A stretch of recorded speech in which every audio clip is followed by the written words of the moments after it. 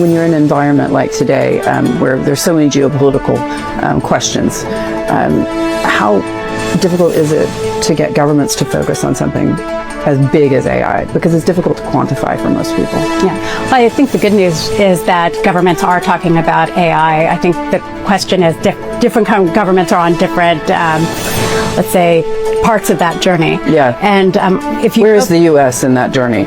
I think the U.S. is going through a change, right? We had under the Biden administration the White House commitments, and we've recently having changes with the administration changes, and we work with governments around the world to say what is happening within that jurisdiction and how do we adjust based on the cycles of elected officials. Or whoever is Have we slowed down, or are we accelerating? Because obviously the president is trying to put so much money into energy and data centers. So it seems as if, at least publicly, this is a very front-facing administration when it comes to AI. Right. And we've basically been able to keep our strategy, which tells me yes. We have been investing in the data centers. We have been investing in how do we ensure that the technology is more sustainably developed. And as you know from the releases of Gemini as an example, we've been continuing the technological advancements around that.